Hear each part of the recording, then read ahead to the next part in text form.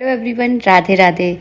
23 जुलाई को है सावन की शिवरात्रि। सावन के महीने में जो शिवरात्रि पड़ती है इसका बहुत ज़्यादा महत्व है। तो आज के वीडियो में मैं शिवरात्रि की पूजा विधि आप लोगों के साथ शेयर कर रही हूँ। बहुत ही सरल तरीके से इस वीडियो में मैं आपको बताने वाली हूँ।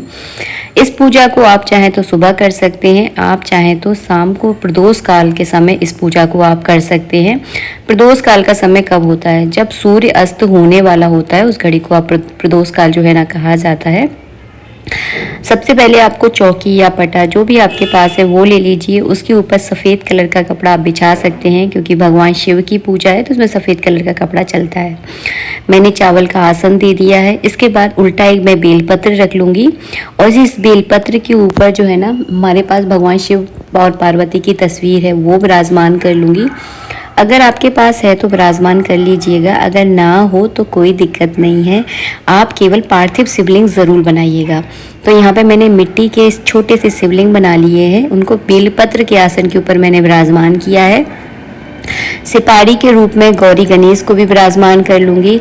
आप चाहें तो मिट्टी के भी गौरी गणेश बना सकते हैं, अगर आपकी सुविधा है तो। नहीं है तो इस तरह से जैसे मैं आपको वीडियो में बता रही हूँ वैसे भी आप कर सकते हैं। मेरा तरीका यही रहता है कि बिल्कुल सरल तरीके से मैं आपको बताऊं, ताकि आप पूजा को देखकर बिल्कुल भी ना घबरा जाएं।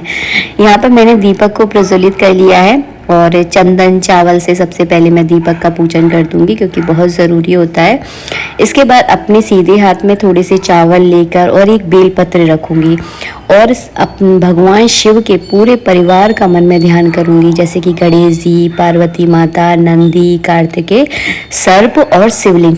आपको सबका जो है ना मन में ध्यान करते हुए चावल चढ़ा देने हैं और बेलपत्र इस तरह से शिवलिंग के ऊपर आपको उल्टा रख देना है, ताकि जब आप जल चढ़ाओ तो शिवलिंग बिल्कुल भी खंडित ना हो।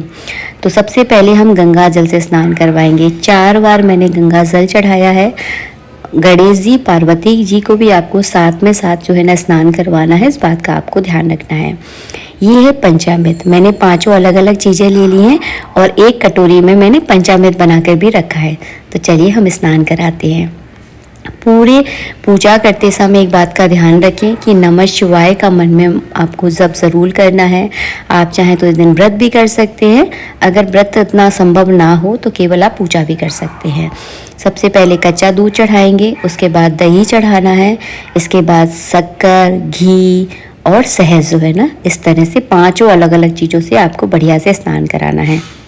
एक बात और, मैं तो यहाँ पे बहुत छोटी सी प्लेट में स्नान करा रही हूँ, क्योंकि मैं केवल आपको वीडियो बनाकर दिखा रही हूँ।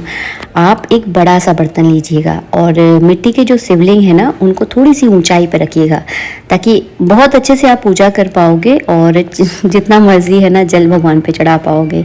मैं तो ये देखिए, आप वीडियो में देख रहे हो ना, मैं बहुत थोड़ा थोड़ा जल चढ़ा रही हूँ, क्योंकि छोटी सी प्लेट है। जब छोटी प्लेट होती है तो आप ज़्यादा जल नहीं चढ़ा सकते, क्योंकि फैलने का डर रहेगा।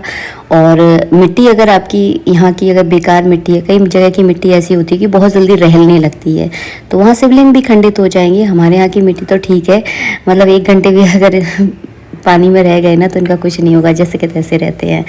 बस इसके बाद मैंने शुद्ध जल चढ़ा दिया है। उल्टा बेलपत्र करके जो हमने चढ़ाया था, इसको मैं इस तरह से अपने नेत्रों पे लगा दूंगी।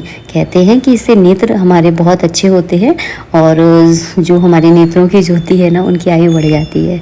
उसके बाद जो है ना आपको कलावा रूपी वस्त्र अर्पित करना है।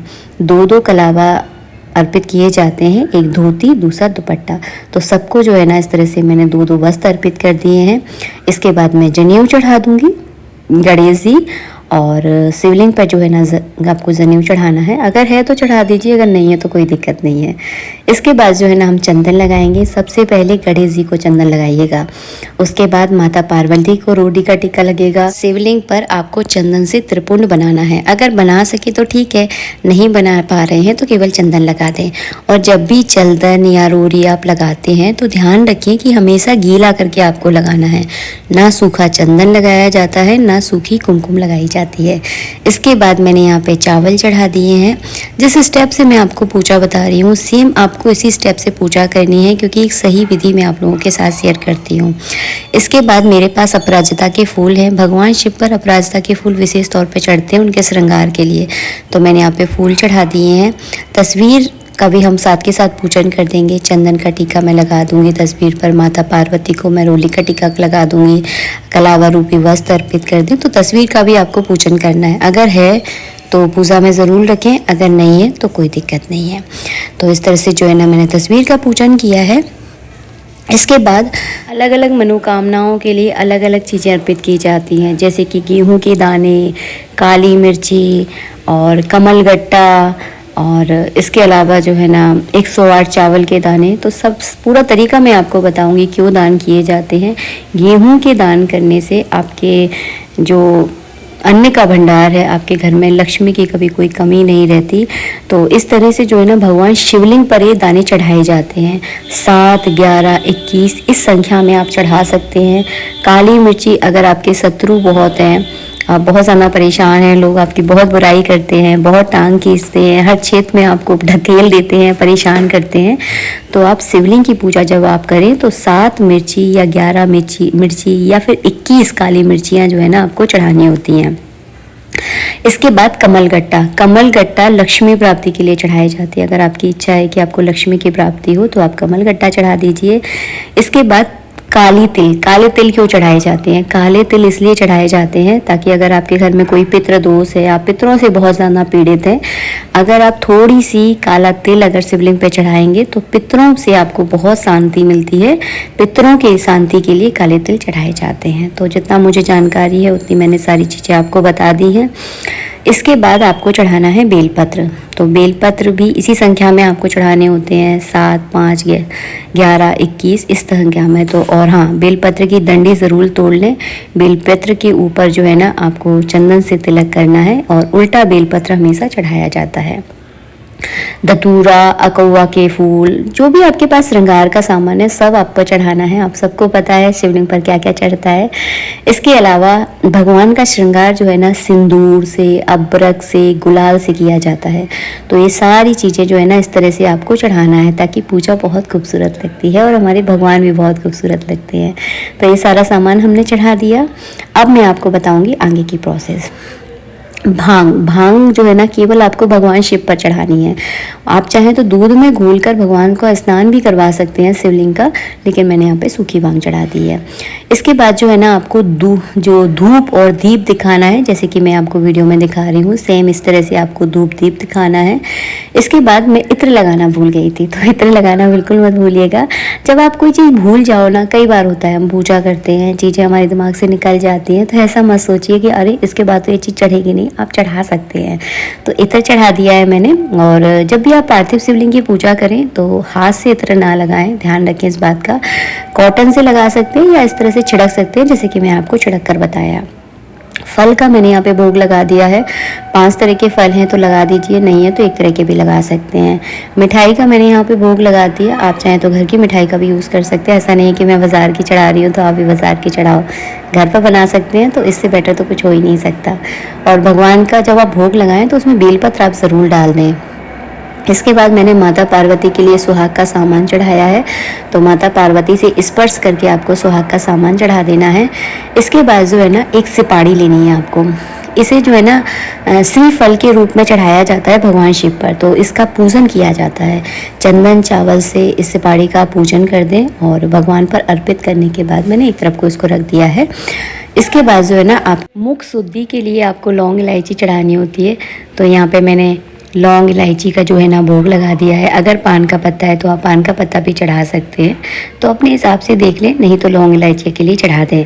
भोग लगाने के बाद जल का आचमन करवाया जाता है। तो जैसे कि मैं आपको वीडियो में दिखा रही हूँ, सेम इस तरह से आपको जल का आचमन भी करवाना है। चलिए अब मैं आपको आगे की बातें बताती हूँ। आपको लेने हैं 108 चावल। 108 चावल से जो है ना भगवान का नाम जो है ना जपना होता है। अगर आपके पास रुद्राक्ष की माला है तो उससे भी आप नाम जप सकते हैं। अगर नहीं है तो 108 चावल गिन लीजिए, नमः शिवाय करते हुए आपको एक एक चावल चढ़ाते जाना है और जप जो है ना करते जाना है।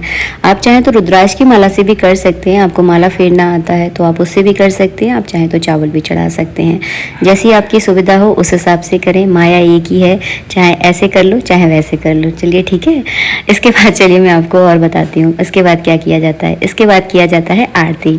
आप चाहें तो दूसरा दीपक जलाकर भी आरती कर सकते सकते हैं, आप चाहें तो इस दीपक से भी आरती कर सकते हैं, क्योंकि आरती करना मतलब पूजा का लास्ट स्टेप होता है। तो आप इस दीपक से भी आरती कर सकते हैं। अगर आपने अखंड दीपक जलाया है तो आप इस दीपक को ना उठाएं, फिर आप दूसरा दीपक जलाकर उससे आरती करें। तो यहाँ पे जो है ना मैं आरती कर लूँगी।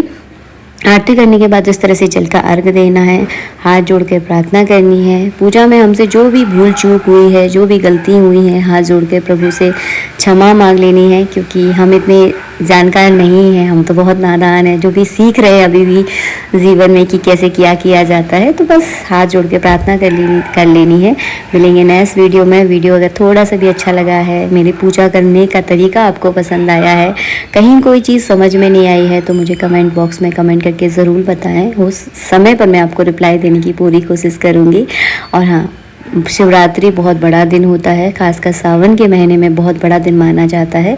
तो इस तरह से आप पूजा ज़रूर करें। अलग अलग मनोकामनाओं के लिए भगवान शिव पर अलग अलग चीज़ें चढ़ाई जाती हैं। गन्ने के जूस से आप अभिषेक कर सकते हैं अगर आप लक्ष्मी की प्राप्ति करना चाहते हैं। आज के लिए इतना ही। नेक्स्ट वीडियो में मिलेंगे आप सबसे। राधे राधे।